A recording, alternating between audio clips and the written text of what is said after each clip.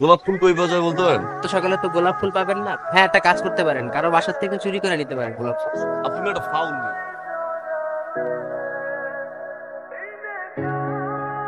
কয়টা বাজে? College life থেকে প্রতিবার মিটের সময় তুমি আমাকে ওয়েট করো। তুমি আমার সাথে রাগ করতেছো। তুমি আজকে আমার সাথে রাগ করতে পারবা না। কেন? কারণ আজকে আমি শাড়ি পরে আসছি। যে প্রেমিকা যখন তার প্রেমিকের জন্য শাড়ি পরে তখন রাগ করা বারণ।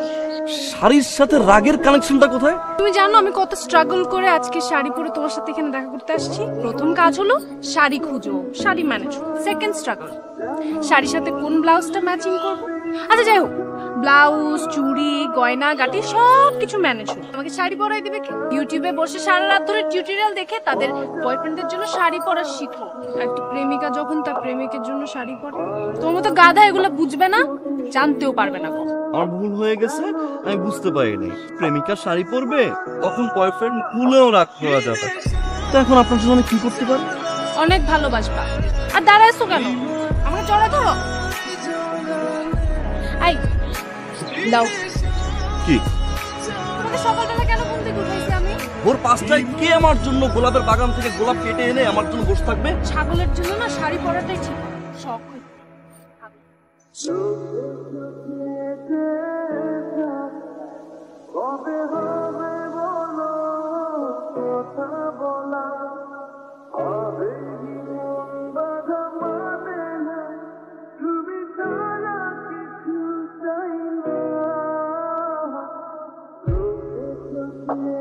যাও এখন, আমি যাই।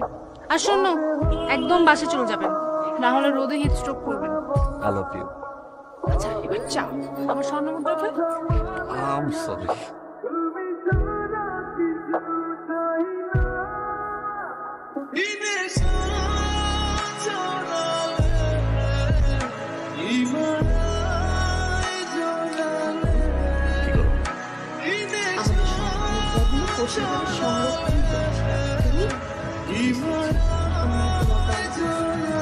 On the way. আসতেছি।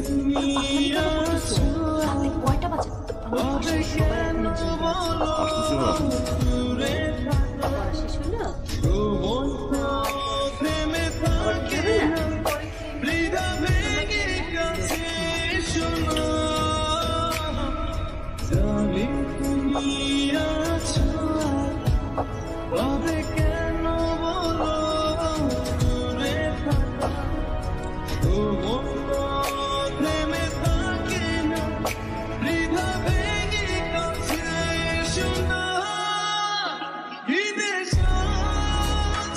আচ্ছা, তোরা দুইজন যে এরকম পাগলামি করো রাস্তাঘাটে, আমগরও তো গার্লফ্রেন্ড, আমরা তো রাস্তাঘাটে এরকম করি না।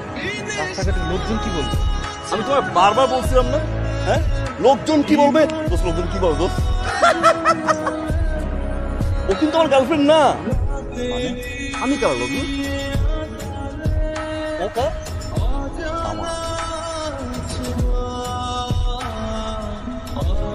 কতবার বলছি অ্যাটলিস্ট এক্সামের টাইম অ্যাটলিস্ট সিরিয়াস হও। মিট করাটা খুব বেশি ইম্পর্টেন্ট ছিল। আচ্ছা তুমি এরকম রাগ করতেছো কেন? আজকে কি আপনি শাড়ি পরে আসছেন? রাগ করা যাবে না। ভাবছিলাম আমি কালকে শাড়ি পরবো, কিন্তু অ্যাটলিস্ট বইটা পড়ো, শাড়ি না পরে পরীক্ষার আগে। ঠিক আছে, আমি বই পড়তে যাচ্ছি। কই যাও? তুমি আমার সাথে আর কথা বলবা না। আমি বই পড়বো, পরে আমি আইনস্টাইন হতে যাচ্ছি আচ্ছা একেবারে। ঠিক আছে ঠিক আছে, শুনো। নাও আমার স্বর্ণমুদ্রা দাও, আমি এটা নিয়ে চলে যাচ্ছি। কি শুরু করলাম? প্রতিটা রাস্তার মোড়ে মোড়ে গিয়ে গিয়ে ভিক্ষুকের মতো আমার কাছে গিয়ে মানুষের কাছে চাইতে হয়। 10টা কয়েন দেন না, 20টা কয়েন দেন না, এই নাও। পুরন হয়ে গেছে তো, সেকেন্ড জিনিসটাকে দিবে। মান সম্মান না, তুই আমার গাছে উঠাবে একদম ডিরেক্ট কথা। কি একটা বিপদে ফেলাও তুই মাঝে মাঝে। কি হয় এটা নিয়ে? কি হয়?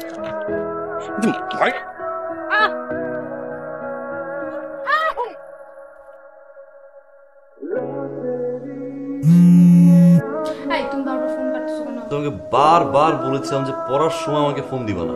কথা বলি না, তারপর আমি আবার পড়বো। বাসায় যাওয়ার পর থেকে 2 মিনিট করে করে কতবার ফোন দিছো তুমি? ওর সাথে কথা বললে আমি একটু এনার্জি পাই, তখন সেটা আমাকে কনসেন্ট্রেট করতে পরীক্ষায় হেল্প করে। এনার্জি পাইছো? আজ 30 সেকেন্ড যাবে, লাস্ট বার কি প্লিজ। হ্যালো, এই থামেন। এত রাতে কই যাচ্ছেন? কই থেকে আসছেন? থামেন। এই আপনি কি হয়? ও ওয়াইফ। আপনার হাজবেন্ড উনি? জি জি। বিয়ের কোন কাগজ দেখান আমাকে। বাসায় আছে মানে এখন নয়। হেলমেট নাই কেন দুজনে?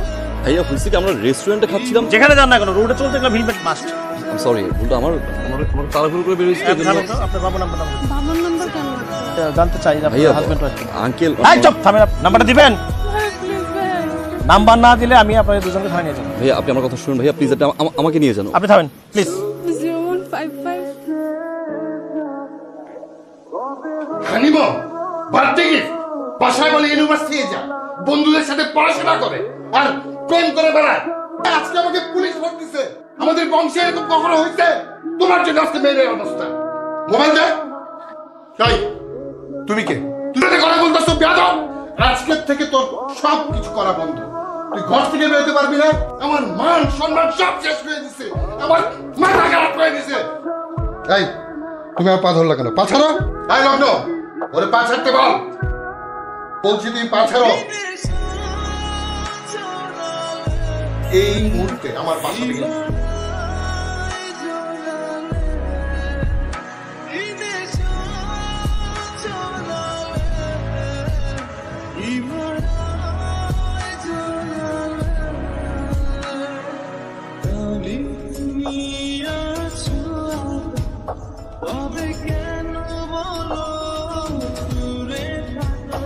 কি অবস্থা?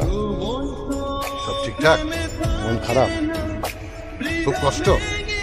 চেহারা শুকায় নাই, চাপা ভাঙে নাই। খাওয়া দাওয়া না হলে তো চাপা ভাঙত। ভালোই তো, আমি তো 4 দিন না খেয়েছিলাম। আমার চেহারা শুকায় গেছিল, চাপা ভেঙে গেছিল। তোমাকে একটা গল্প বলি। লগ্নর মা মানে রূপা, তার সাথে আমি 4 বছর প্রেম করছি। তোমাদের মতো রাত করে বাইরে যেতাম না, রাত করে বাসায় ফিরতাম। আমার একটা ফনিক্স সাইকেল ছিল, হোন্ডা তো আর ছিল না। ওই সাইকেল নিয়ে ঘুরতাম, যেখানে বাঘের ভয় সেখানে রাত হয়। সাইকেল চালাচ্ছি, সামনে দাঁড়ায় আছি শ্বশুর। কি অবস্থা হলো? তোমার মতো অবস্থা। দুঃখ কষ্ট শুরু হয়ে গেল। মেরে বিয়ে দিবে না, আমারে পছন্দ করে না, না খেয়ে শুকায় গেলাম, রোগা হয়ে গেল। আমার বুকে পাটা ছিল, আমি সিদ্ধান্ত নিলাম পালায় বিয়ে করলাম। তোমার কি সেই সাহস আছে? এইভাবেই থাকো। আঙ্কেল, আপনি 4 দিন না খেয়েছিলেন এটা বললেন, কিন্তু আপনার শ্বশুর যে 7 দিন বেড থেকে ওঠেনি এটা বললেন। আমি পুরুষ আঙ্কেল, কিন্তু কোনো বাবার মনে কষ্ট দিয়ে তার মেয়েকে নিয়ে পালিয়ে বিয়ে করার ইচ্ছা আমার নেই। ওরে সর্বনাশ, তুমি তো গল্প পুরাটাই জানো, কিন্তু এই গল্পের সিক্রেটটা তুমি জানো না। আমার শ্বশুর আমাকে বলছিল যেদিন তোমার মেয়ে হবে সেদিন তুমি বুঝো। আজকে আমি বুঝতেছি। রূপা, আমার এই মেয়ে যদি কোনোদিন কষ্ট পায়। ও অনেক লক্ষ্মী ছেলে, আমাদের মেয়েটাকেও অনেক ভালো রাখে। আর একটা কথা, তোর যেদিন একটা মেয়ে হবে সেদিন তুই বুঝবি। ভালো থাকিস।